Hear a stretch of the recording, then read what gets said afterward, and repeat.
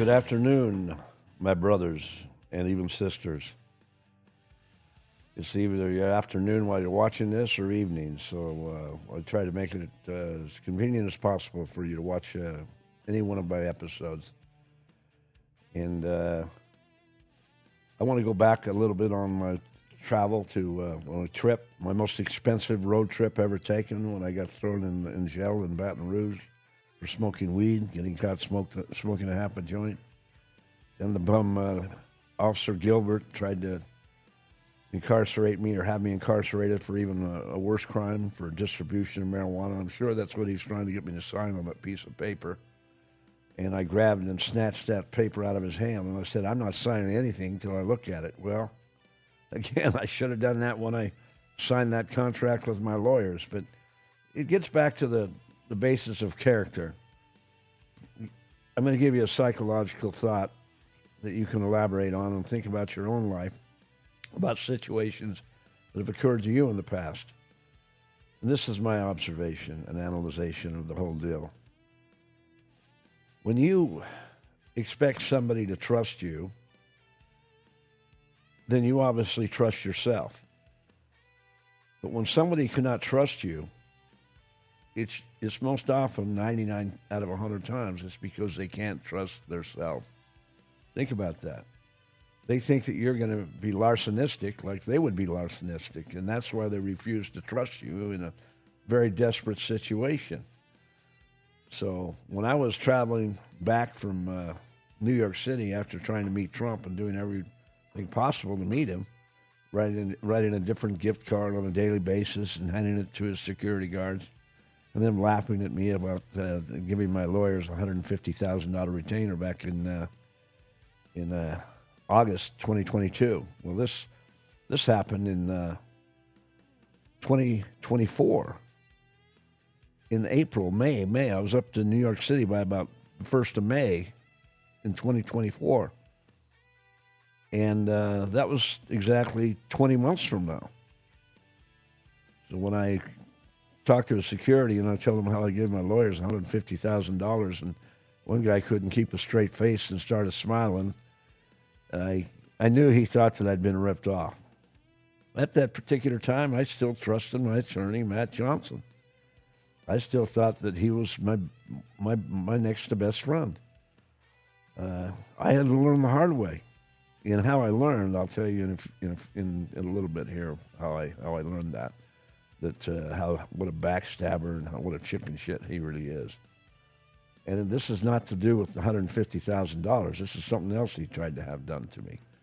So that's what raised my awareness that he was not really my friend. $150,000, it took me a long time to learn that. It took years. It took 2.5 years for me to figure it out that Matt Johnson was robbing me. Other than that, he was supposed to just put the retainer and lock it up in an account. And they didn't do that. They blew the money. But getting back to my road trip back from New York City, it was a beautiful drive. Going through Pennsylvania, having to pay all the tolls when you're driving through Pennsylvania, which is bullshit. Typical East Coast state. And they tax you heavily when you're driving through the East Coast, no matter what you're driving over or through. Every bridge you have to pay to drive over, and every highway you have to pay to drive upon. So the East Coast can definitely kiss my ass when it comes to tolls. You steal the freedoms from the American public and thwart them on the American public and force them to pay those tolls. When back in the old days, the politicians said, as soon as the bridges are paid for and the highways are paid for, we'll stop charging the tolls. Well, that didn't happen because they figured out how to use all the toll money for other needed revenues to run the state, each individual state. And there's no way they were giving that money up. And the ironic part about the whole deal is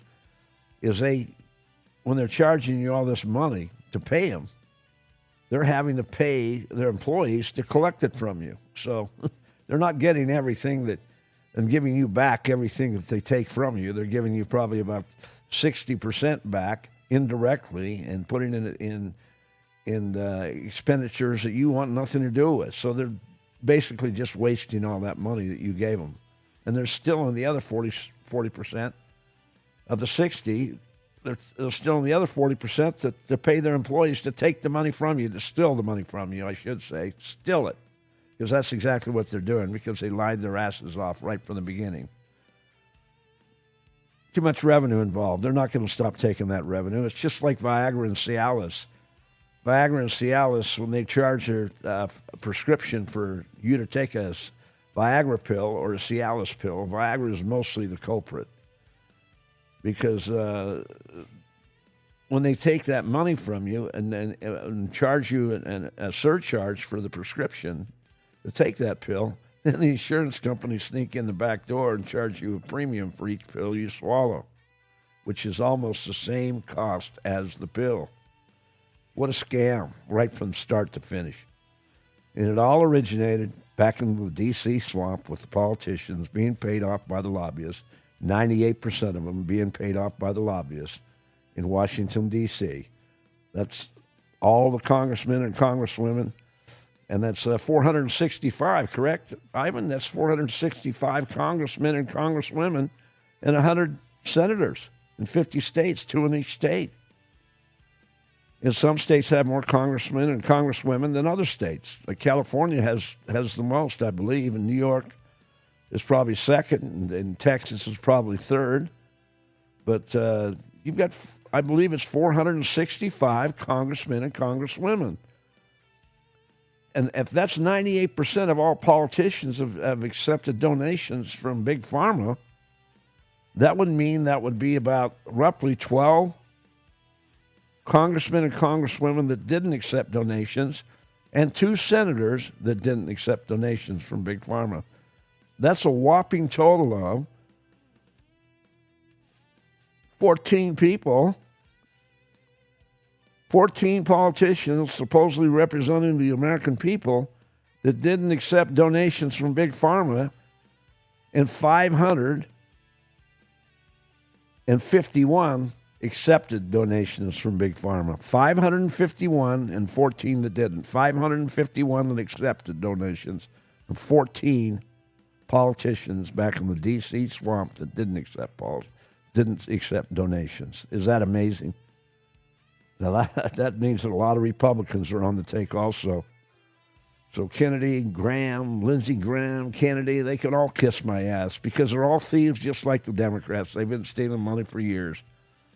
Then they come up and they gummy up to Trump. When Trump gets elected and becomes the president, they all act like they're his best friend.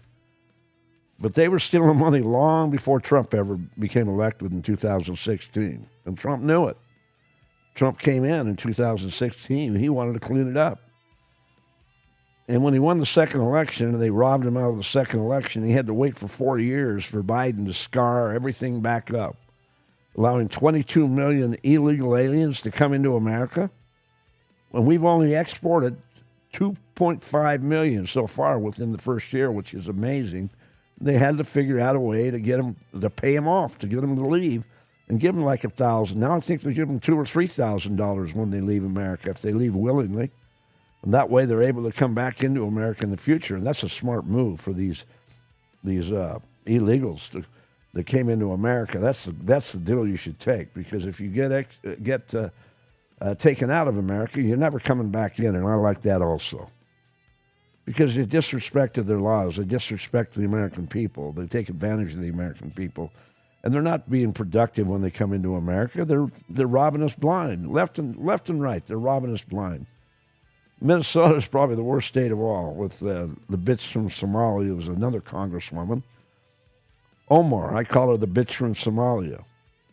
First book out listed is Beehive Golden Pond in East Windover, Utah. Windover's actually a border town, so it's in 2 states, this small city of 6,000 people, about 90% Spanish people. What a beautiful town this is. That's Beehive Golden Pond on 479 Windover Boulevard in Windover, Utah. buy a book there and get the free hat along with any book purchase. To purchase my book, go to www.theroadrunnerpodcast.com, and I'll throw in that free hat with any book purchase. My title, The Roadrunner in the Yellow Zone, is the greatest title ever created. Without the sun and the moon feeding off each other, there is no life on Earth. And the worst name of all for a congresswoman or a congressman or senator that I give, and the scariest one of all in our bureaucracy, is Ocasio-Cortez, which I call the bitch from hell. She deserved the greatest name, and she is the bitch from hell. She's evil.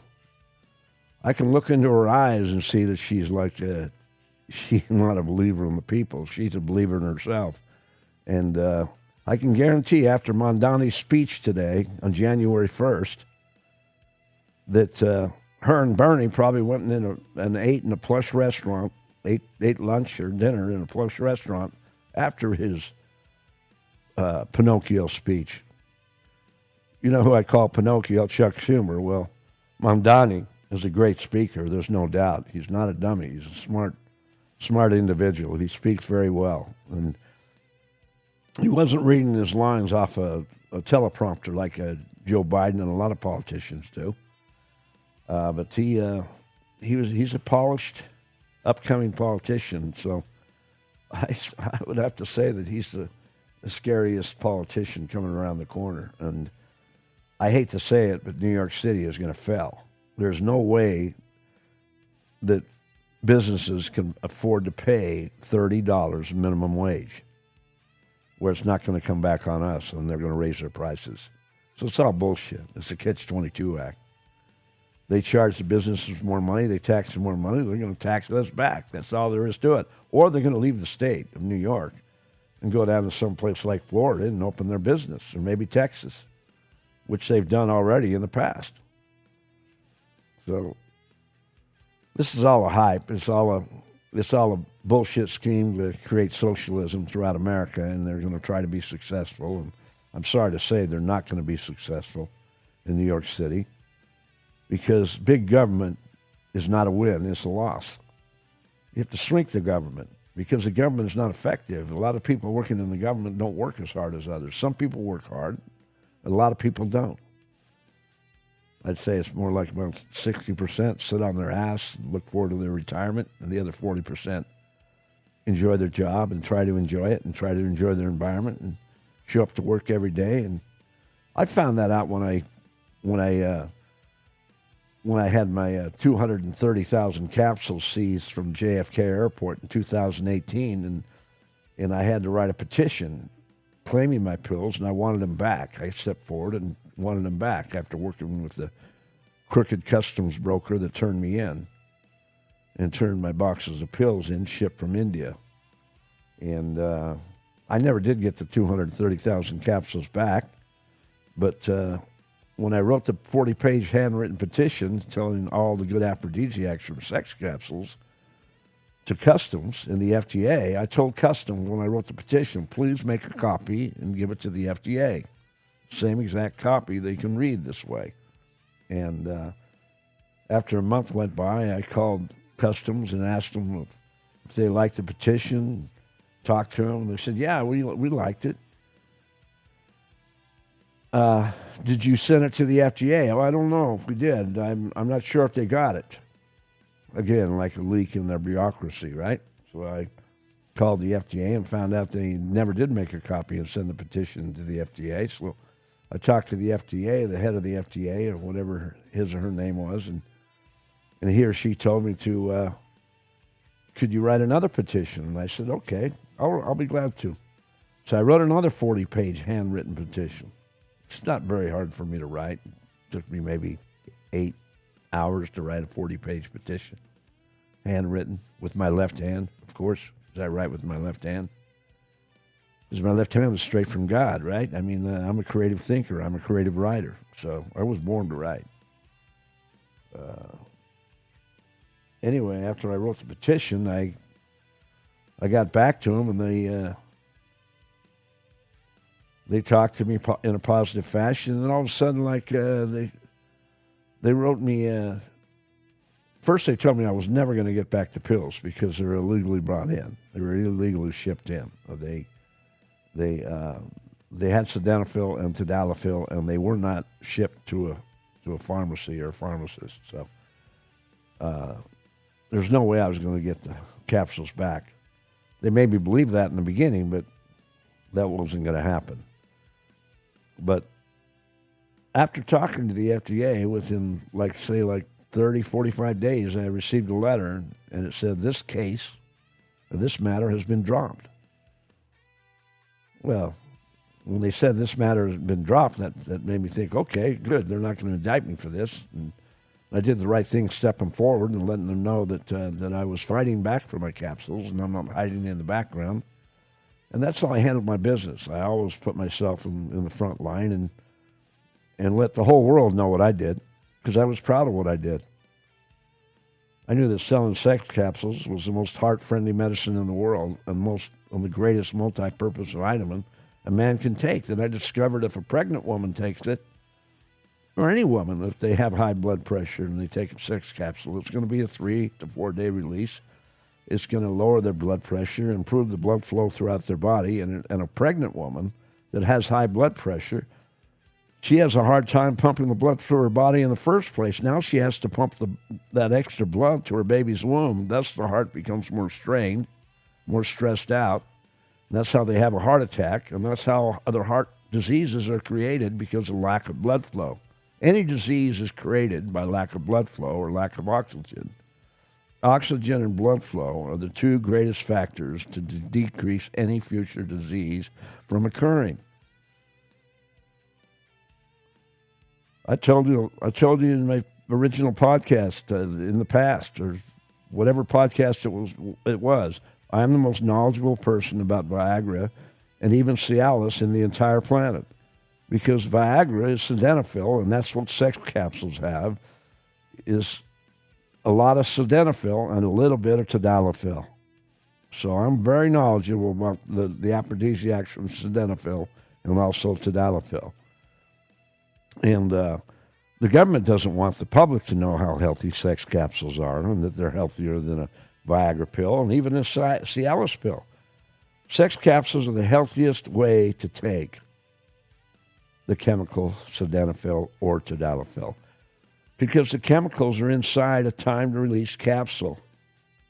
And I must also mention that time-release capsule is natural testosterone, and putting natural testosterone in a human's body is healthy. It's good.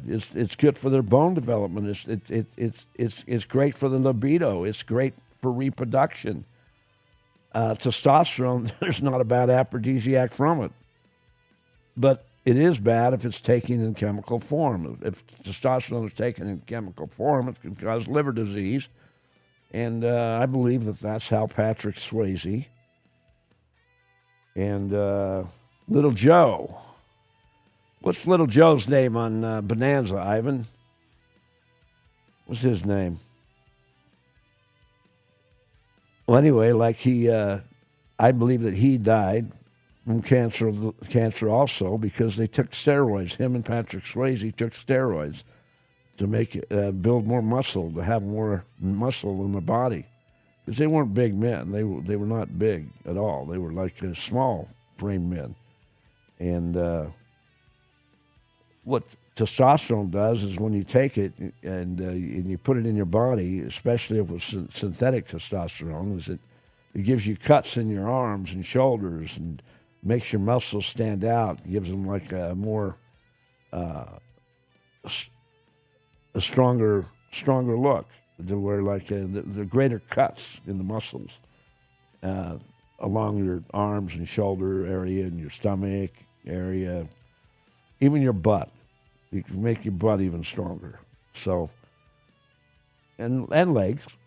So throughout your body, testosterone works that way when taken to lift weights.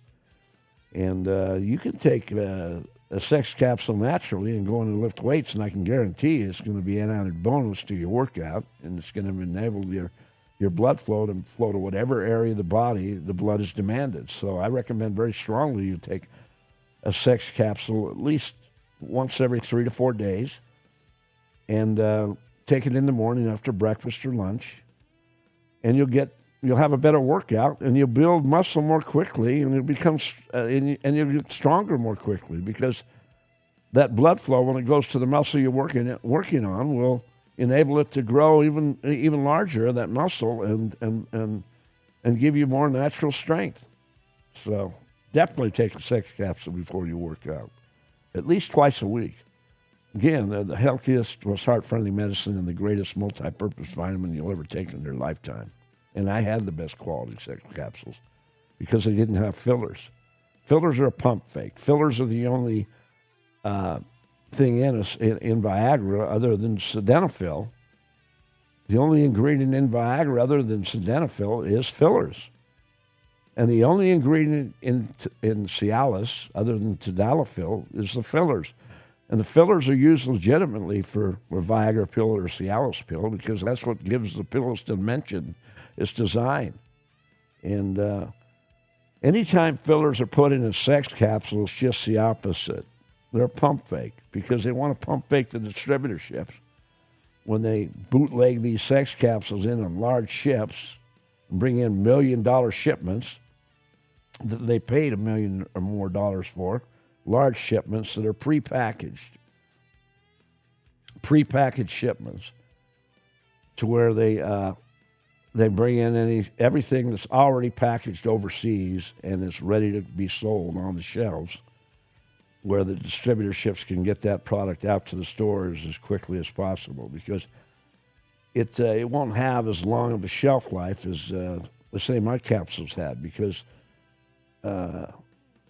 my capsules I had packaged in America, and all these blister packs overseas, all the duplicates were prepackaged, so they were mislabeled right from the start. But the customs allowed them to come in, even though they know if they had sildenafil and tadalafil in them, mostly sildenafil inside the capsule.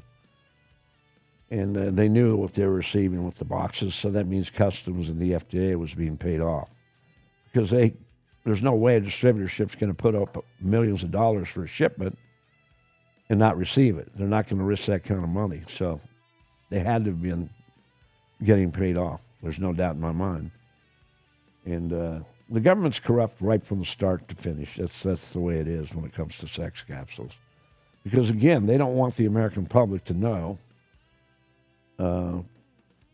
how effective they are and how healthy they are. Because if they do let the public know that they're healthier than a Viagra pill, which they definitely are, because it's a time-release capsule and it's a 3 to 4 day release. Viagra is an 8-hour release. And actually, the Viagra pill, the 100-milligram Viagra pill that Viagra sells, it's so popular throughout America in prescription form, if it's taken more than once every 3 days, it's hard on your eyesight. It'll work against your eyesight as time goes on and the years go by, and somebody's been using Viagra regularly. They're probably going to have to start to use glasses or wear glasses sooner than they would have if they had never taken a Viagra pill. So it slowly causes blindness if it's taken too often. This is another reason why sex capsules are healthier than a Viagra pill, because they're a slower release, a time release, than a time release capsule, with natural testosterone surrounding the recipe of sildenafil and tadalafil, because all sex capsules are spiked. All sex capsules throughout America are spiked. The government knows it, the stores know it, and most of the public that takes them knows it. They know it also. But everybody refuses to look at the truth head on, like looking in the mirror and seeing yourself in the mirror. It's like I like to look myself in the mirror. I mean, I'm proud of my looks. But maybe some people aren't. Maybe some people don't like to look themselves directly in the mirror. Well, that's the way the government is. They don't like to look themselves directly in the mirror for what they're doing, because they're being bought off. And they're devaluing their service to the client, to the American people. Anytime the government withholds truth to the American people, I can guarantee you they're lying to the American people. Anytime they withhold the truth. And that's exactly what they do. They withhold the truth about sex capsules because if the American public knew how healthy sex capsules are and that they eliminate the chance of having a heart attack because they lower your blood pressure, they offer natural testosterone to your body because they're surrounded with an animal bone natural testosterone capsule holding the recipe inside, which the recipe causes that animal bone capsule to flow to whatever area of the body the blood is demanded. And third, it eliminates Alzheimer's disease at least 70%. But I'd like to say my capsules, in my opinion, eliminated the chance of inheriting Alzheimer's disease at least 80%. Because they had twice as much sildenafil in a capsule, in my capsules, as a Viagra pill. And I was able to do this because it was legal to have it made in India this way. This is how Abdullah had the capsules made. The other retail outlet to buy a book is Chevron Gas, Liquor, and Convenience Store on 1301 East Altman Street. There's 2 Chevron stations. Make sure you get the right one. That's Chevron Liquor, Gas, and Convenience Store on 1301 East Altman Street in Ely, Nevada. You'll get the free hat whenever you purchase my book. To purchase my book, go to www.theroadrunnerpodcast.com, and I'll throw in that free hat with any book purchase. My title, The Roadrunner in the Yellow Zone, is the greatest title ever created. Without the sun and the moon feeding off each other, there is no life on Earth. I'd buy the capsules from Abdullah. I would pay him for the shipping cost. He would receive his income and his profit from charging me the difference. So Abdullah was the one that worked with the factory and had the recipe made. He actually taught me about fillers and how useless they are of an ingredient inside a sex capsule. But the necessary for a pill, a Viagra pill or a Cialis pill, to give it its design, including any aspirin or any other pill you see on the shelves that you buy, any drug, whether you buy it over the counter at Walmart, you buy it by prescription, any pill has fillers in it for it to have its design. Fillers is what gives the pill its design, and it's mixed with the recipe. And fillers are not of any value other than giving a pill its dimensions. So when fillers are inside a capsule, a sex capsule, they're wasted ingredients. It's a pump fake. It's like sawdust next to a wood pile. It's useless. It doesn't mean anything. Only the wood means something. The sex capsules is what gives you the wood downstairs in your libido area. That's why sex capsules are so popular, and that's why people take them so often. They take them for sexual purposes most often. They don't really realize how healthy that capsule is they're taking, because they're not taught by the government. The government is unwilling to educate anyone, the American public, because Viagra and Cialis, especially Viagra, is going to lose its value, and Viagra is going to lose its profits, which is run by Big Pharma. And that's why Big Pharma pays off and uses its lobbyists to pay off the politicians so they can control the law and remain to have it required by prescription. And it's going to be in the cement forever until somebody like me is able to step forward, go back to Washington, D.C., educate RFKs in charge of the food and drug or whatever for Trump, drug administration for Trump, and educate him and tell him and remind him how he should urge the American public to take sex capsules at least twice a week, and especially a female pill for women, because it will eliminate the chance when they take a female pill of inheriting breast cancer and tumors at least 9/10, is my opinion. But even if it's only 8/10, is there something wrong with that? Who wants to catch the disease? Who wants to get breast cancer? Can you name any woman that wants to get breast cancer and then have to get rid of it? Why not just get rid of it by eliminating the chance from occurring in the first place? That's the greatest way to eliminate any disease, not to have to fight it out of your system after you've inherited it. So until somebody like me steps forward and educates the public or educates RFK, the politicians already know that they're thieving the public. They don't represent the public. They're lining their pockets, and they've been lining their pockets for years. So Lindsey Graham can definitely kiss my ass. He's full of shit. He's been on the take for years. Kennedy's been on the take for years. They've all been on the take for years. I'd like to think that Jim Jordan was one of those senators or congressmen that one of the congressmen that didn't take a donation. I'd like to think that he was one of those 14 congressmen that did not take donations from Big Pharma. Maybe I'm wrong. Maybe he did, but I still like Jim Jordan because he's a fighter. He's a pit bull, and he's dedicated to his job, and he does represent the American people. So if he did make a mistake and take donations, I urge you, Jim, stop. Stop supporting Big Pharma.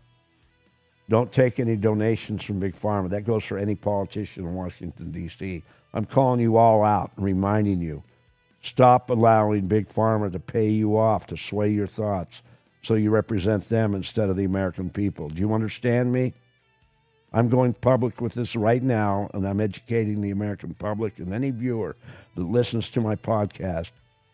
Eliminate this from happening, and the government needs to get off their ass and educate the American public and tell them how healthy sex capsules really are. And then we can proceed to save 600 women, pregnant women, from dying from heart disease while pregnant, along with their baby dying in their womb, and we can save 1,200 lives and maybe a couple more lives if they have twins in their womb. There you go. Does that sound like a bad path that I was on? Does that sound like an evil path that I was on when I was selling sex capsules and the government raided my storage units in my houses and put me out of the blister pack business? So duplicates could ooze in on the shelves all throughout Las Vegas and California and Texarkana, Texas, Daytona Beach, Florida, and possibly New York City and many other areas of America to where my labels are now being duplicated with my company name on the back of them. I ran the most successful sole-owned sex capsule company in America. I started my business from scratch. I'm a true entrepreneur. I never made the money that great entrepreneurs such as Trump or others have made, but I was an entrepreneur straight from the street, from scratch, being almost dead broke, and indirectly becoming a millionaire. If they want to find me, so be it. I can find them. I can find the government also for the way they've treated me, because they targeted me. They targeted me for two reasons. Either they targeted me because Jason Frearson, the Democratic activist, Las Vegas district attorney, came after me for that reason because I was a Trump supporter and I was a strong Republican, and I let everybody know that I wholesale to. Every store I know that I wholesale to, what I was selling, exactly what I was selling. I told them all what I was selling. If they didn't listen, that's their fault. If they want to lie that they didn't hear it, that's their fault also.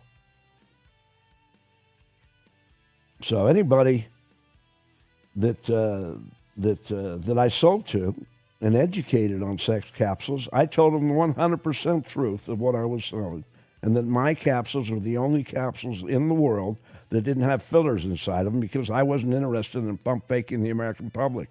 I didn't want to water down my sex capsules with fillers and put the useless ingredients, sawdust, inside the capsule.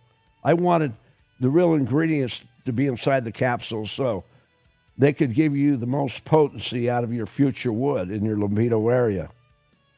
They could give you the wood. That's why most people, again, take sex capsules, most men, because they want to get hard. And they want to be ready when they have sex. But this is very strong what I'm going to say. If a sex capsule, my sex capsule was the best sex capsule in the world, not having any fillers inside, and it wasn't watered down, that would mean it's more effective than other sex capsules, longer lasting than other sex capsules. And that means it was healthier to take than any other sex capsule because the lasting effect lasted longer and the effect was greater at going straight to your libido area when necessary, when the blood was pumped down to that area. That's what it happens. Diabetics, when they take it, it goes all the way down to their ankle area, so the blood can circulate all the way down to their ankles, and diabetics' ankles will swell up. There's not a bad aphrodisiac from sex capsules. The only bad aphrodisiac is if people take them too often and take them on a daily basis, and through the years, they can cause a slow blinding effect to where they'll have to wear glasses sooner than they would have if they'd never taken one or taken any Viagra whatsoever. Viagra is by far the worst because it's a quick release. And then when a person takes a Viagra pill and then they have sex, do you think they're going to care what the doctor said that wrote a prescription that you're not supposed to take one of these any more than 3 days? They're going to rationalize in their mind and they're going to say, hey, okay, I just had sex. I want to be able to get it up again. I want to be able to be ready again if this wild woman that I'm in bed with or enjoying myself with, or whether it be his wife or his girlfriend or mistress or whatever it may be, he wants to perform better, so he takes another Viagra pill. Within 24 hours, he takes another one after he's had sex the first time. Well, he's not going to notice it. His eyesight's not going to change. But through the years, when a player does that's taking Viagra, that's exactly what's going to happen. We're going to slowly lose their eyesight, and they're going to have to wear glasses more quickly. So that's really the only bad aphrodisiac from Viagra or sex capsules, is it can have a slow blinding effect on your eyesight, causing you to wear glasses more quickly than normal. Well, now, I've never had to wear glasses in my lifetime, and I've been taking sex capsules for 16 years. So there I'm living proof, okay? I've taken 2 a week, no more than 2 a week for 16 years. I didn't overtake them on purpose because they work more effectively when you don't overtake them also. I'm not wearing glasses. I took the strongest sex capsule in the world, had the longest lasting effect for the last 8 years, ever since they were made in India. When they were made in China, I didn't know about fillers. I wasn't educated about fillers. I had to go to India to receive an education about fillers.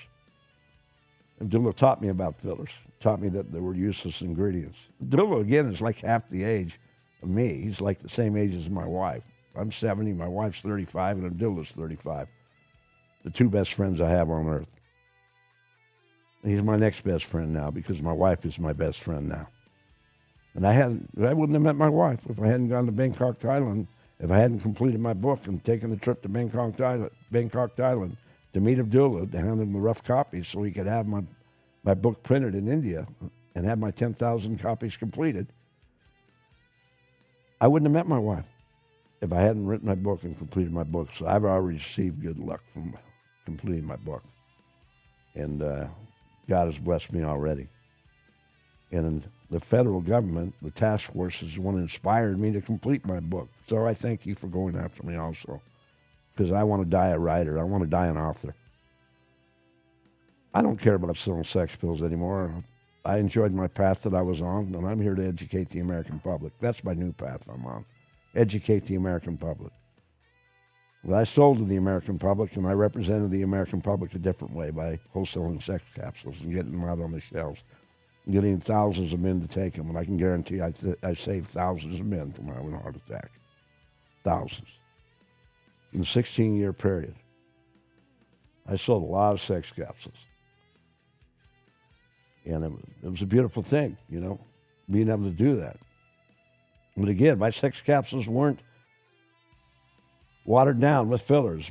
Say if a person likes to drink liquor, would a person want to drink a black label bottle of liquor, like my black label sex capsule, the same quality as black label liquor, if not better, because mine was the best in the world. My capsule was the best in the world from India.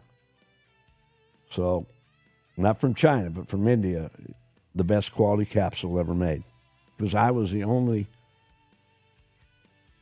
company, thanks to Abdullah, that had a capsule made with no fillers inside, no sawdust inside.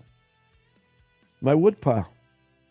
I'm selling my wood to the customer, or selling the wood indirectly to the customer, so that he could get the greatest effect and receive the greatest effect. It was a great service because I was giving him a healthier capsule than any other capsule on the shelves, a more effective capsule and longer lasting capsule.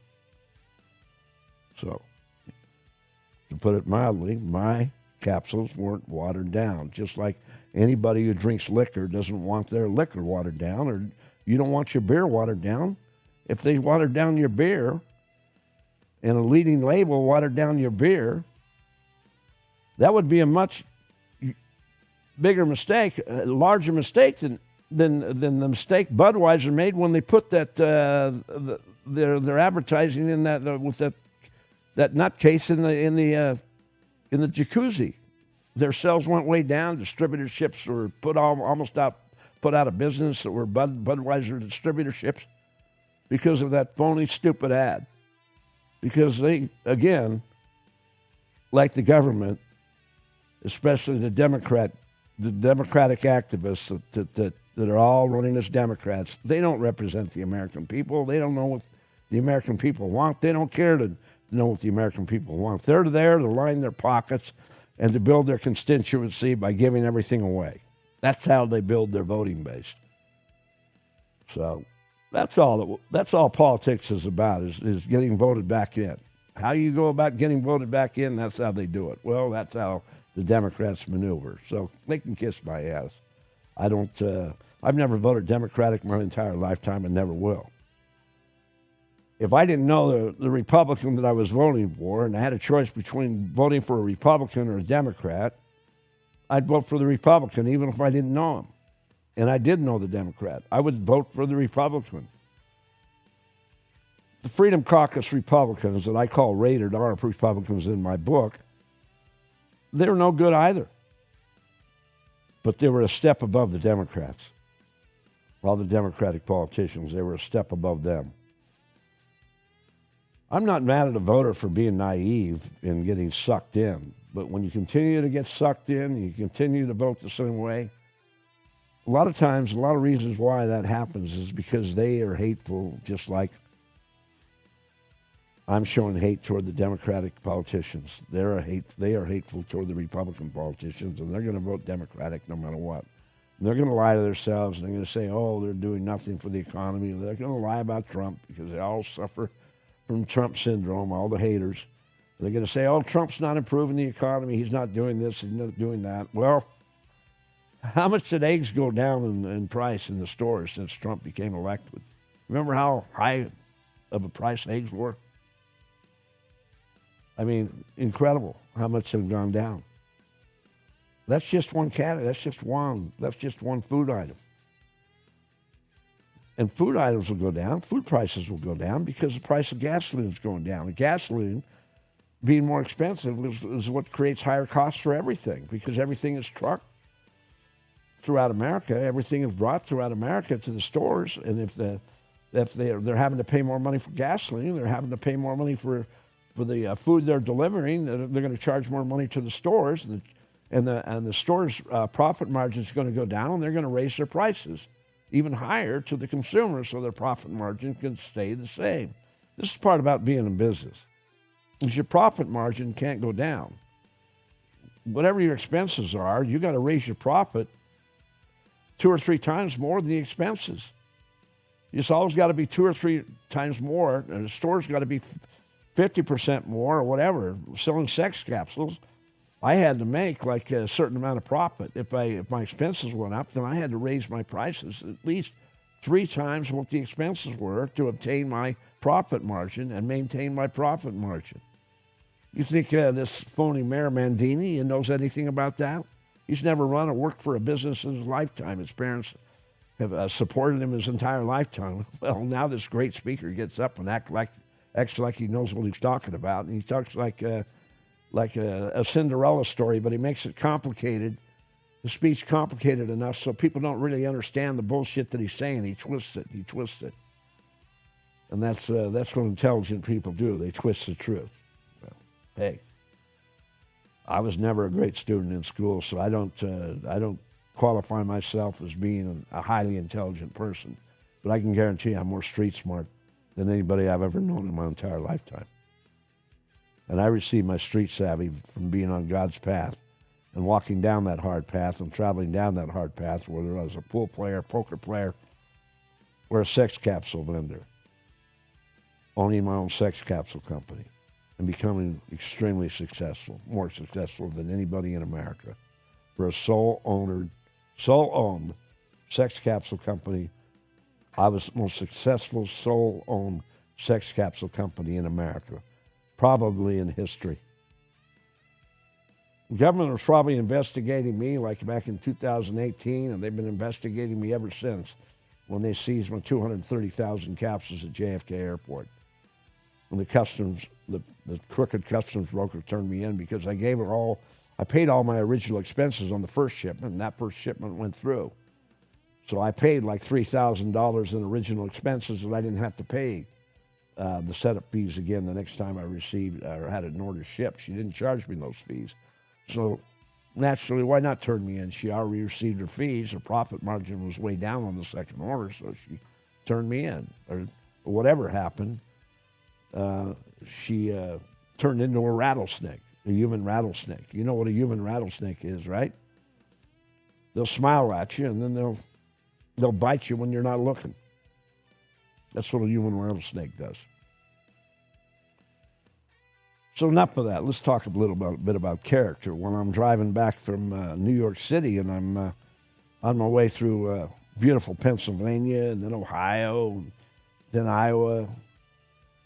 When I'm driving through Iowa and I'm thinking, like, I want to meet this Mike Lindell, the pillow guy. I don't see his ads on TV anymore. I don't even know if his company exists. I haven't checked that company out and see if his company exists, Ivan. Check that My Pillow out, My Pillow guy, Mike Lindell, and see if his company even still exists. I didn't see any advertisements for My Pillow on around Christmas time. He used to, like, on Fox News, which I watched a lot, he used to have his advertisements avidly on Fox News, My Pillow. He was always advertising new goods. He was always marketing new goods, but they came after Mike Lindell. They made it real hard on Mike Lindell. They wrote a bunch of false information about him and wanted to put him out of business because he was a big-time donor to Trump and he was a big-time supporter. And I don't know Mike Lindell personally. I would say that are they still going, still rolling? But they're not advertising on TV anymore. But Mike Lindell's business is still rolling. I'm glad to hear that. Good for him. Anyway, like I'm driving through Iowa in a small town, and I call up and get his headquarters up in Chaska, Minnesota, and talk to a guy, his right-hand man or whatever, a guy who's in tight with him, nicknamed Fast Eddie. And I talked to Fast Eddie on the phone, and I told him, look, I said, I don't want to drive all the way up there and then back to the I-80. I want to get back to Vegas. I've had a hard road trip. I'm very discouraged that I wasn't able to meet Trump. That was my number one goal on my trip. And how about if I just send you a copy of my book and you make sure that Mike Lindell reads it and get back to me on that? He says, yeah, sure. So I mailed him a copy of my book with a nice gift card and never heard from him again. And the same place where I adopted my dog at Huntington Beach Animal Shelter in Huntington Beach, California, I'm sitting in a restaurant called Basilicos that a poker player referred to me to go eat at, who lived in San Diego, used to live in Huntington Beach, and he said that was a fantastic restaurant, the best Italian food he ever ate in his lifetime. And I'm playing down with him at playing with him at the 7 Mile Casino in Chula Vista in a pot limit game. And he told me about it. So I thought, I'm going to make it a point to go up there. And it was the same day that, same evening before I adopted my dog, because I got up there and I paid the fees, the spade fees for my dog, for Sky, to have her spayed. And they said that they had to leave her overnight with the doctor next door and that I could pick her up the next day. So I paid the spade fees, and I went over to Basilico's and ate dinner. First time in my life. And this guy wasn't lying. The best Italian food I've ever eaten in my lifetime. Basilico's in Huntington Beach, California. And I've learned that a lot of tourists come from America, from all over America, to eat there. The place is like a nice, steady business, always crowded at night. It's not a big restaurant. It's probably can only seat like 70 or 80 people, maybe 100 people. But it's got a patio area out in front, so maybe it can seat maybe a few more than that. But I've heard a lot about people coming from all over, from America to eat there. Well, anyway, I ate there, and I got the chicken Marcello, and it was fantastic. The salad was fantastic. And I talked to the owner, and I got to talking to the owner, and I told him how I had just gone on a trip to meet Trump, and I tried to meet Mike Lindell. He says, "You tried to meet that asshole?" And I said, "Yeah." He said, that guy, he came in our restaurant, and he was very ignorant to everybody, and he wouldn't even shake my hand, didn't even want to meet me. I'm the owner. I hosted his dozen people that gathered with him to eat dinner, and didn't give me the time of day. I thought to myself, Mike Lindell was not a very smart man to act like that. But that's one opinion from this guy giving me that opinion.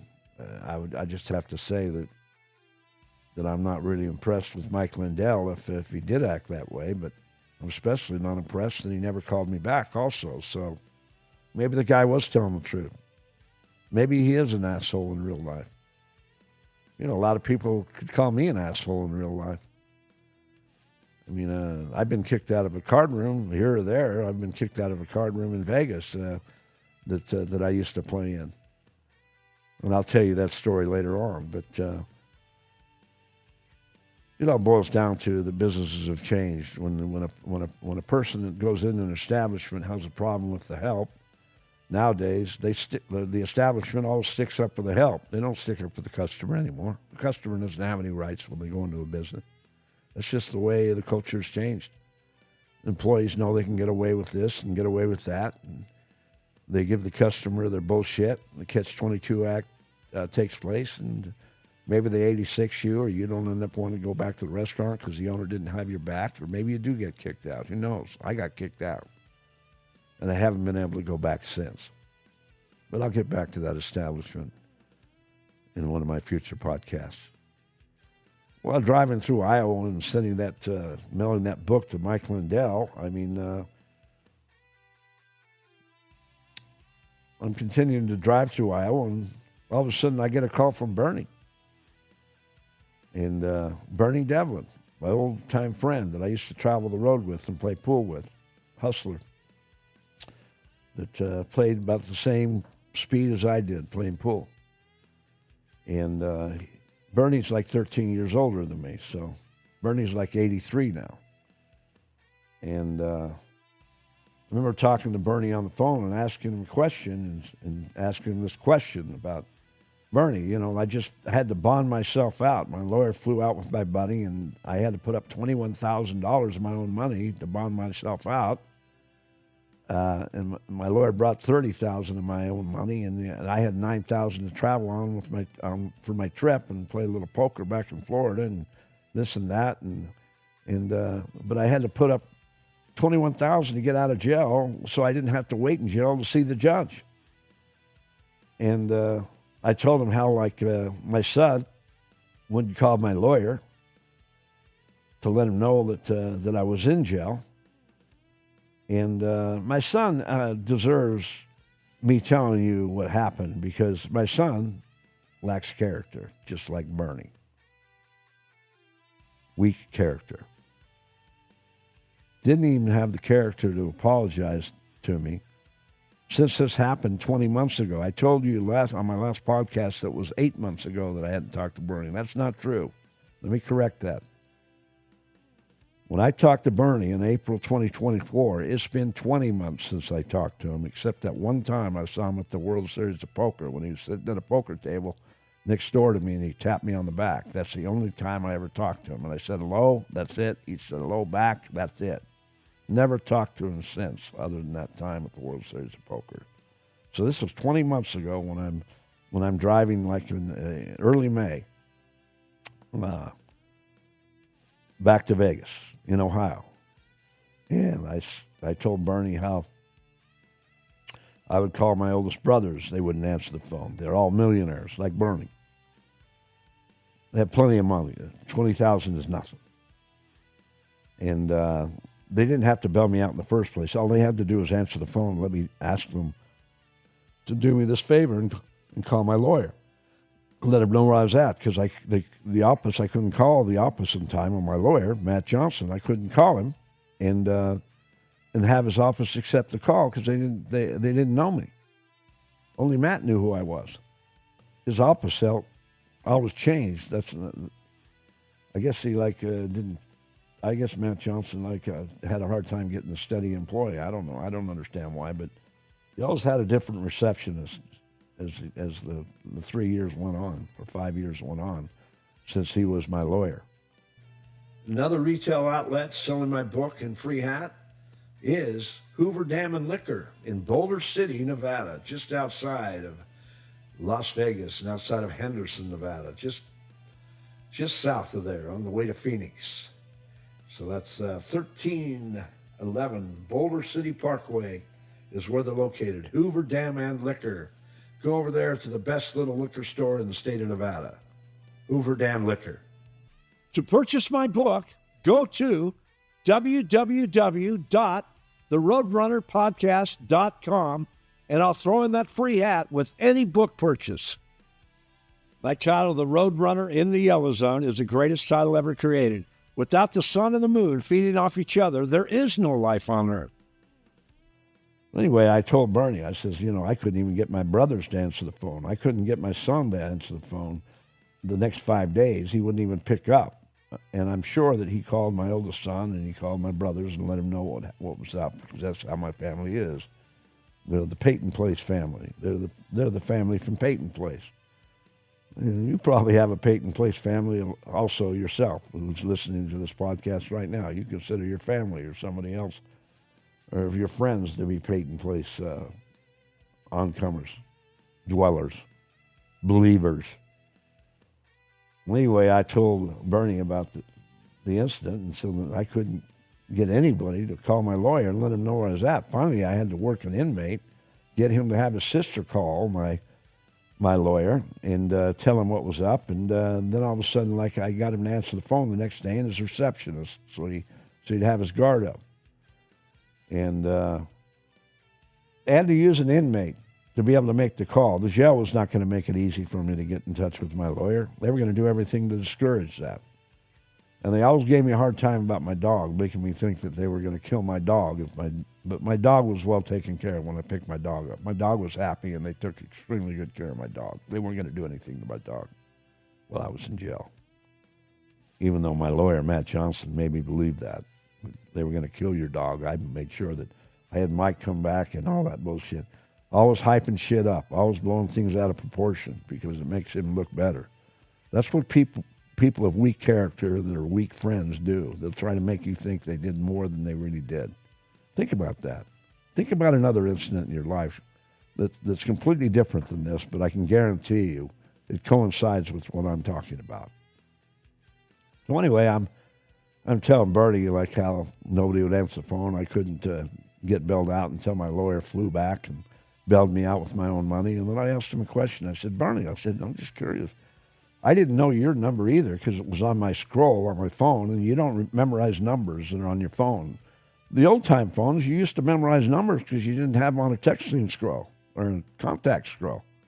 But now society has gotten lazy because we've got all these smartphones and iPhones out there, and they do all the work for us. We've got a calculator on our phones. We've got the ability to text, which we didn't have in the old days, which I love texting. I think it's the greatest feature on the phone.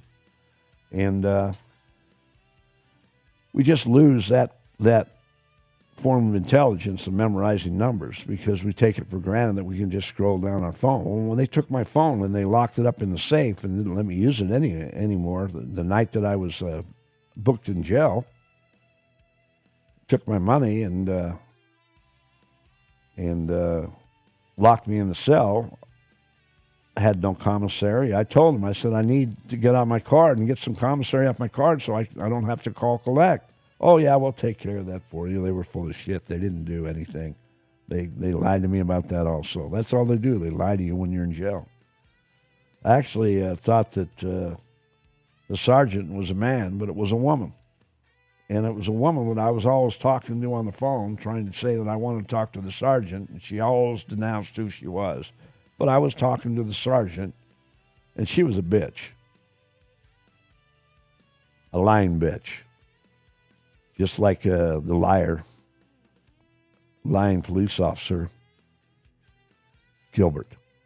And I'll tell you something, what he did to me later on, but I won't tell you now on purpose, but I'll tell you later on. Maybe a couple months from now.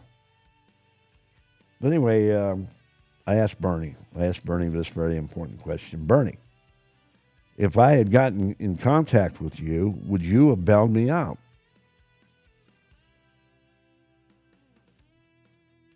He sat there and thought, no, I wouldn't have done it. You wouldn't have done it, Bernie? No, I wouldn't have put up $21,000 to bail you out of jail. I said, Bernie, you and I traveled down the road together. I consider you one of my best friends in life. Are you actually being serious? You wouldn't have bailed me out? No. There's one thing I respect about Bernie. He told me the truth. He wouldn't have bailed me out. But the truth hurts. So getting back to the character that Bernie was portraying, I asked him, I said, Bernie, I said, you wouldn't have bailed me out? And he gave me the honest answer. He said, no, I wouldn't have. Well, I already know without hesitation I would have bailed Bernie out in a heartbeat. Because I'm not worried about Bernie paying me back because I don't have a larcenistic brain. That's why I trusted my lawyer, because I'm not thinking about my best friend screwing me out of my money or befriending me or stab me in the back. I trust certain people in life, and it's good to trust certain people in life. If you can't trust certain people in life, what good is life in the first place? So I know without hesitation that I would have bailed Bernie out if he got in the same situation I was. So when he told me that, it hurt. Just like I said, the truth hurts because sometimes, like when somebody tells you the truth, you don't want to hear the truth. But if I cheated on my wife, which this is my third time that I've been married. I cheated on both wives before that because I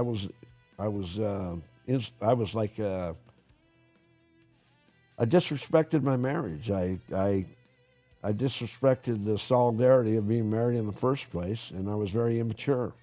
First place, I got married when I was 20 years old. I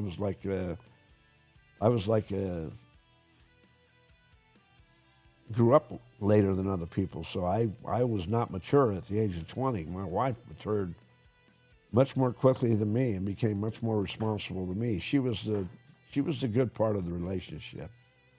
Even though she was henpecking me to go to church and trying to force me to go to church, that was a big problem in our marriage. I did not want to go to church.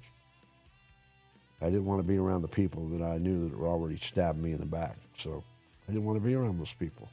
And I didn't want to go sit in the same room as them. And we'd have fights about that. And that's one of the problems we have. Again, I got my wife pregnant, and she was the daughter of a Mormon bishop. Dick Wells. He was a great guy. He was a good man. He was worthy of being a bishop, believe me. Unlike Matt Johnson, who was once a bishop also. I just could only say that when Bernie told me that, it hurt. When I told Bernie, I says, "Are you serious, Bernie? You wouldn't have bailed me out?" He says, "No, I wouldn't have." I said, "Bernie," I says, "I would have bailed you out in a heartbeat." And then he started telling me about what a great friend he was and how he'd been a great friend in the past, and explained why he was a great friend and all this and all that. La, la, la, la, la. He was like selling cars now because I I caught him in a weak moment. And now he was selling me cars and telling me what a great friend he was and why he was such a great friend. And I said, Bernie, I said, you're full of shit. I said, I'm gonna lose your number. I'm gonna take your number out of my phone, and I'm not gonna call you again. Have a good life. And that's exactly what I did. Took his name off the number on the phone so I wouldn't recognize the number anymore, and that was it. I put his name in the trash where it belonged, because I don't need to be a friend or have a friend that doesn't have my back. I've been stabbed in the back too many times by my family. I don't need my brothers in my corner. I'm not in their corner. There's a time when I would have died for them. I don't think they would have died for me, but there was a time in my life when I would have died for them. If anybody messed with them, I would have died for them. But I don't think like that anymore. And as far as my son goes, him not apologizing to me and having 21 months actually, to apologize to me for not calling my lawyer, never did. In fact, I saw him recently, just a couple months ago, took him out to dinner. He came down to Vegas with my granddaughter, took him out to dinner, and we went to a football game, went to a Raiders game. And I asked him, I said, JT, I said, I was just kind of hanging out, just wondering, when were you going to apologize? When are you planning on apologizing to me about not calling my lawyer to bail me out with my own money, where I had to sit in jail 7 days longer than normal? I could have been out of jail after being in jail 2 days. Instead, I had to sit in there 9 days, along with my dog, having to sit in the police animal kennel, police dog kennel. So he said, I don't owe you an apology. I don't have to apologize. That's when I knew that, I wasn't really interested in being around him in the future again. I mean, I basically forgave him by going out to dinner with him and hanging out with my granddaughter, just trying to forget about the situation that occurred. But, I'm not Jesus Christ. I'm not the pure heart. I don't have the pure heart that Jesus Christ had, where I'll forgive anybody, forgive Judah for turning him in and go and hang up on the cross and die. No, I don't have that character that Jesus Christ had. And sometimes I wonder, why I'd even waste my time forgiving somebody who doesn't want to take the time and have the character to apologize for his or her own actions. Here's a guy that I basically forgave, my son, hung out with him a couple months ago, and then he said, I don't need to apologize. That's when I knew he's still weak in character. He's not the same person I am. We are not the same people. And that's sad but true. So have a good life, JT. If you want to come down to my doorstep and go have dinner or whatever, or hang out or whatever, fine. But I'll never trust you to have my back again. Until you apologize to me, so be it. Have a nice life. And getting back to the character part about Bernie, of course, he has my number, and he's never called me, and that's fine. I'm fine with that. I'm cool with that. I've accepted the fact that, I don't need to have chats with him and talk to him about this or that, because I'd rather take my dog and walk my dog around the block, or take my dog to the dog park and spend time with my dog, than waste time talking to a bad friend, to a person that's not really my friend. It's a waste of time. It's a waste of energy.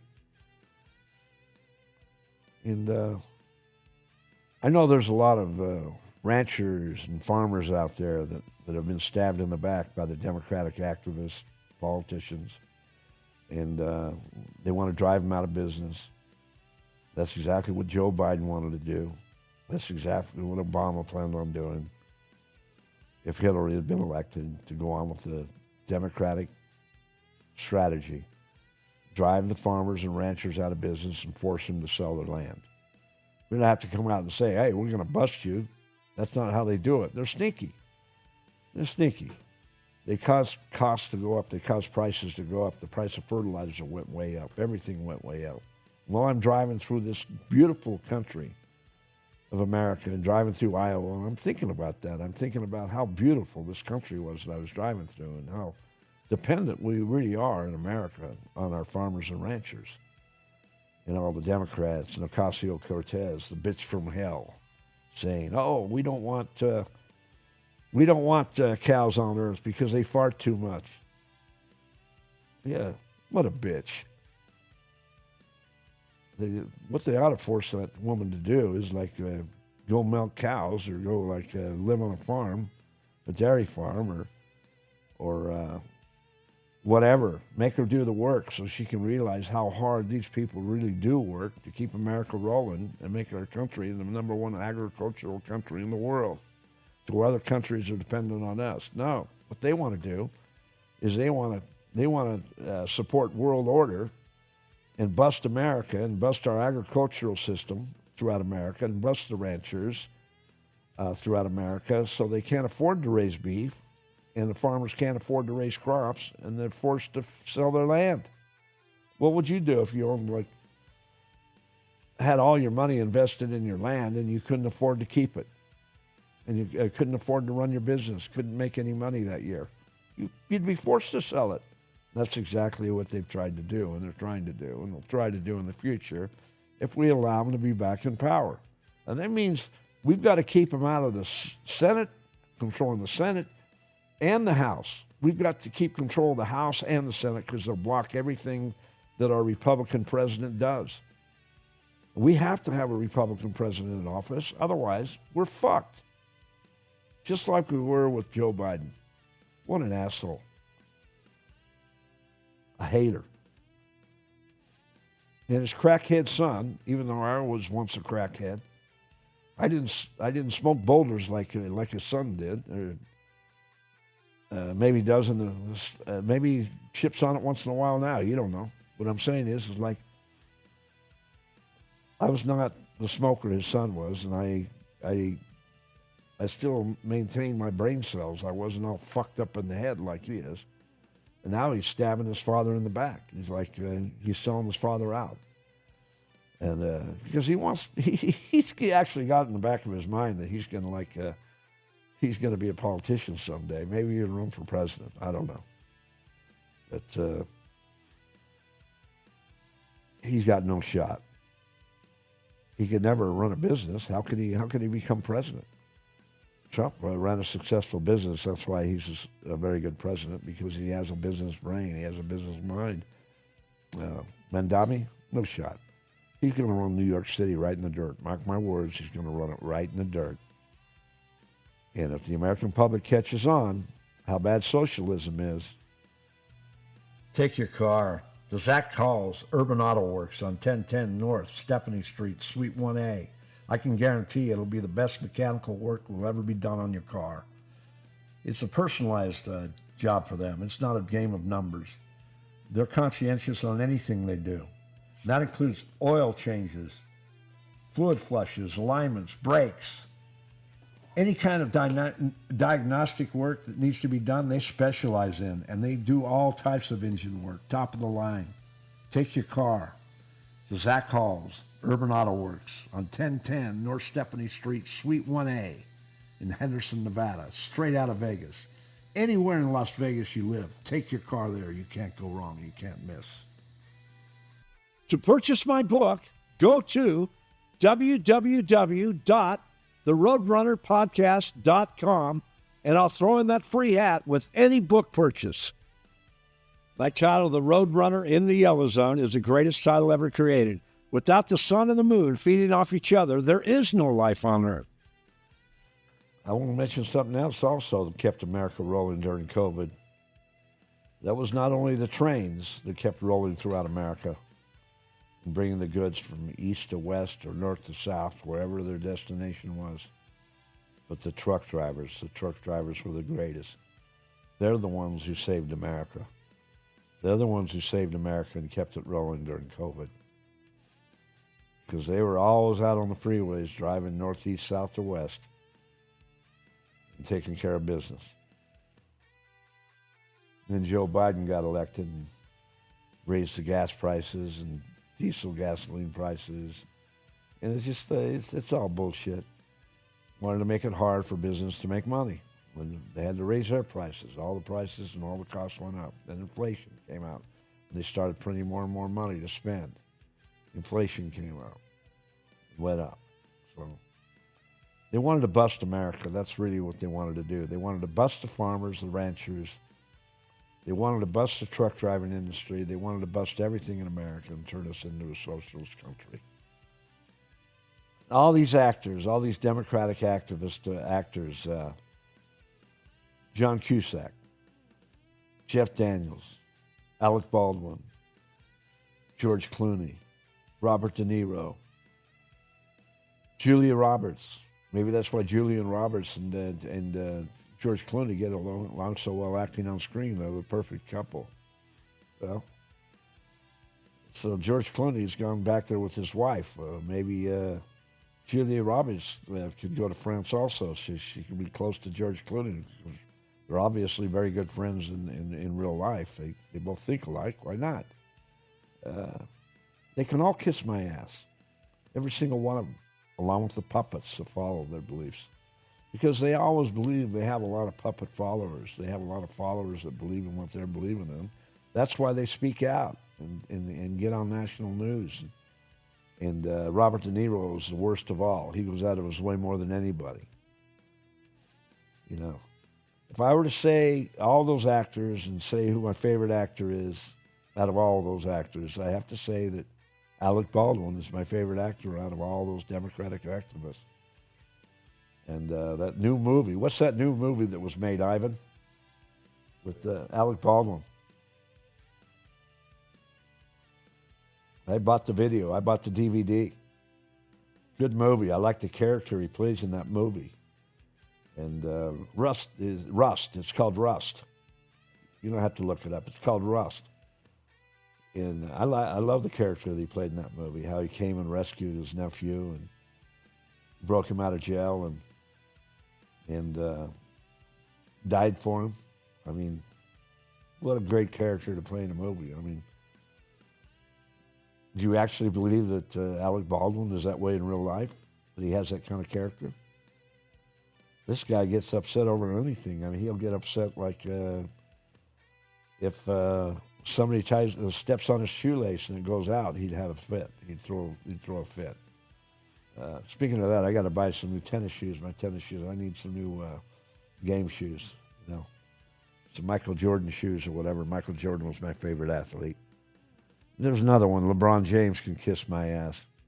I remember watching LeBron James in jail in Mays Landing when I had to sit in jail for 90 days because my family would not bail me out. My brothers, all three of my brothers, wouldn't put up $1,000 bail to bail me out. I had to sit in jail for 90 days till I was able to see the judge because I couldn't get one of my millionaire brothers to bail me out of jail.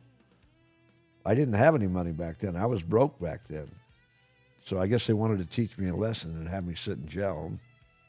And I liked jail. I did my push-ups every day, and I got along with the people in jail. I stuck to myself, and I was always writing and reading about Jesus, reading any pamphlets that I could read about the Old Testament or the New Testament, and really studied a lot about Jesus and learned a lot about Jesus when I was in jail. And I learned how Jesus threw a tantrum one time and threw a fit one time, and when the priests, the Jewish priests, were selling the doves, they had the doves in cages, and he went over and he grabbed the cages and opened them up and threw the cages around after the birds flew out of them, and threw the cages all over the outer barrier of the church where they were selling them outside the church, and threw a fit. That was his first instance of heat that he got when he threw a tantrum when they were selling the doves, and threw a fit. Jesus Christ had a bad temper. He got upset about certain things, and he stood up for what he believed in. He wasn't afraid of what anybody thought. He was pure in heart. I'm not pure in heart, but I don't worry about what other people think either. I speak up when I believe I'm right, and I believe that I'm right for what I'm doing. I stand up for what I'm doing. And what better town to start a sex capsule business and be a good rebel in America than Las Vegas to open a sex capsule business? What better town in America? That's when I knew Vegas was my town, when I opened my sex capsule business and became stronger and stronger and stronger. And when they shut me down, what did I do? I'm right here, baby. I'm doing my podcast right now. So Vegas is still my town. I'll die in Las Vegas. I love Las Vegas. I think it's the greatest city in the world. And anybody who jacks me in this town, whether it be my lawyer, a casino, or whatever it may be, I'm standing up, I'm speaking out, I'm going to expose them for how weak they really are and how phony they really are. I don't care who it is. But getting back to the truck drivers, they were the greatest. How they kept America rolling during COVID. America wouldn't have made it without truck drivers. God bless them. God bless all of you. You're all Roadrunners. Just accept the fact that I'm the real Roadrunner, and I hope you listen to my podcast. Because we're all Roadrunners together. We all believe in America the same way. We want to make America roll. And whatever we do to implement our abilities to make that happen, that's what we're doing. You're doing it your way by driving your loads throughout America, and I'm doing it my way by speaking my voice in America. I got your back because I know you've got my back. You always have. You've always had the American public's back, unlike politicians who want to claim they have Americans' back, but they don't. They're going after their own. They want their own. They want their own money. They want their own wealth. Just like a greedy lawyer. Just like a shyster attorney that acts like he's representing you, but they're not really representing you. They're representing themselves. That's why you have to be extremely selective about finding an attorney. It's almost as hard as finding a good wife, which I was lucky enough to find in my third marriage, who's still over in Vietnam, waiting to come over here to America. Boy, I wish somebody would get off their ass up there on the top of the echelon, somebody who knows Trump, even his wife, his sons, his daughters, anybody, please help me get the snake off my back, which is federal government on my back, taking me to court, indicting me for selling sex capsules, for wholesaling sex capsules and keeping people alive, keeping people from dying of heart attacks. Are you kidding me? They can kiss my ass. I'm ready to fight them in court. But as far as my wife goes, please help get my wife over here, no matter what it takes. It's been like 2.5 years. I've been married for 2.5 years. I got married on Friday, October 13th, 2023. Man. Then all of a sudden, like the feds raid my house in November. Then I get arrested in Baton Rouge, Louisiana, for smoking a half a joint. So then they put me on probation. Well, I passed my probation. So Officer Gilbert, lots of luck. I passed probation. You're done. But you're not really done. I get to expose you later on. So I'll talk about you later on. I haven't forgotten. So anyway, as far as the truck drivers have helped America out, they're still continuing to help America out. And thank God the gas prices have gone down. The trucking companies have an easier way to make a living now because the gas prices are the huge expense. And Trump's doing a great job, let's face it. I mean, anybody who can't admit that, they're full of shit. So that's just the way they are. People are haters, and they're going to be haters no matter what. And they're going to continue to display their character, which is weak.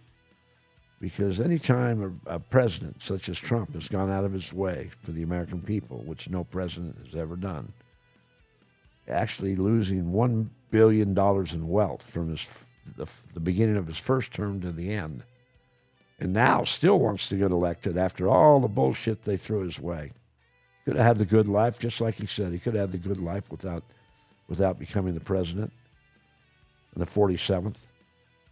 But he loves America so much and wants to be successful in his occupation as the president, has so much pride in his work, and probably receives so much joy in his heart behind closed doors. I mean, he's the man. I love him. Nobody's ever going to clean up Washington, D.C. It's always going to have some form of dirt, but maybe he'll clean it up even more than it already has been. And that means getting these politicians to quit accepting donations from Big Pharma, whether they're Republicans or Democrats. All you politicians on the take can kiss my ass. Every single one of you. And I said the same thing in my book. You know, I never used the F word in my book. Never did. Never used the F word once in my book because I was afraid I was going to put mother on the beginning. So I refrained. And I don't know, I think the F word is an extremely descriptive word in the English language. And sometimes I like using it verbally. I like to say the F word once in a while. Sex makes the world go round, right? Well, what do you have to do ultimately in sex to make the world go round? Do I have to say the word? Let's just call it making love. Let's just say you have to make love to your lover to give the plant the seed in your lover's body and give birth, which is the greatest gift that God has given us on this planet. So anybody who believes in abortion, bye-bye. Lots of luck. Because you've just taken God's greatest gift and you stabbed him right in the back. You stabbed any God in the back that you believe in. Because not one of your gods that is of goodness would ever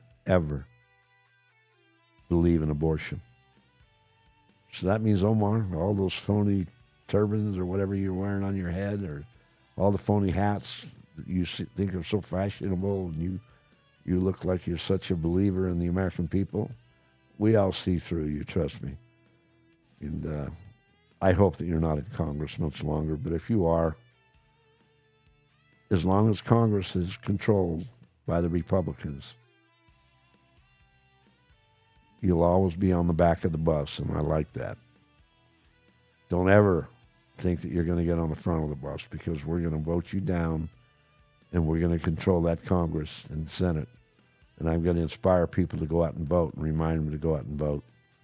How important that is, because we have to have the president's back. If we have a Republican president, we've got to have his back.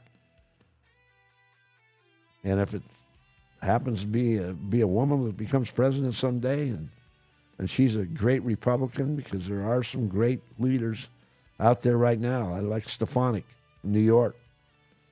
I'll think of some other names later, but I like her. I think she's strong. I think she would she handled the job well. And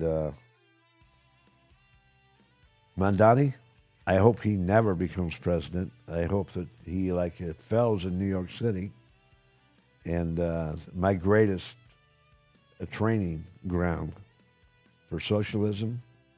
I think I was like 11 years old when Dr. Zhivago came out. When did Dr. Zhivago come out, Ivan?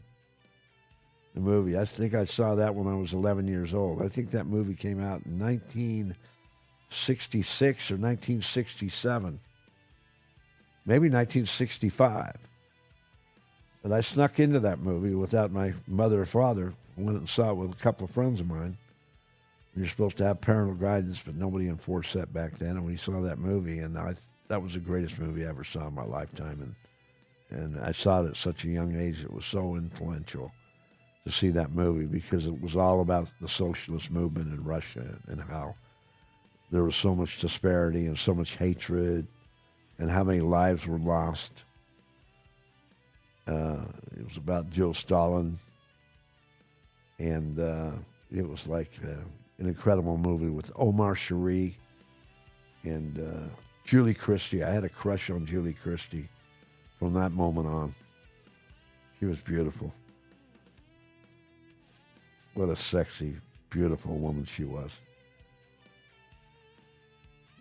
You know, she had those beautiful lips, you know, natural lips, not the kind of lips that Madonna tried to have implanted later on. I had a girlfriend that had the body of Madonna from Michigan also. Her name was Linda. Beautiful blonde, beautiful ass, beautiful breasts, and not like a beautiful woman, not a beautiful face, but nice face, sexy, you know. Had the look of Madonna. And what a body Madonna had. Linda had the same kind of body. That's why I traveled through the road, on the road with, playing pool. And she was a self-centered woman. She was like spoiled, and she like wanted her own way. And I went my own way on a road trip, and she ended up flying up to Alaska, up to her boyfriend. And I drove the 1967 Chevy convertible, or whatever it was, 62 convertible, back to Utah. And drove back there alone. Still had a great time. I didn't care. I was playing pool. It didn't matter. I was a pool player. I was a bird. I traveled northeast, south, and west as a pool player. Nothing ever tied me down. But we had our good times out on the road, and I really haven't. I haven't seen Linda ever since I was 29, 30 years old. I haven't seen her since. I haven't seen her for like 40 years. So I hope you're doing well, Linda. I hope you've had a good life and you're healthy right now and you're enjoying your life now, because we had some beautiful moments, and I remember still to this day, and I know you haven't forgotten either. So God bless you, and I wish you the best. Other than that, after driving through Iowa and Colorado, and then down through southern Utah, down the 70 through Grand Junction to get to Utah, and then driving down through Beaver and down through Cedar City and down through St. George, and driving back to Vegas. I was so excited to get back to Vegas after this long, expensive road trip, where I really didn't accomplish anything that I felt that I wanted to accomplish. The only thing I did was manage to get thrown in jail. So you got to take the good with the bad, right? Well, the good is right now I'm doing my podcast, so fuck the bad. The good is coming around the corner. Take care. Happy New Year to all of you.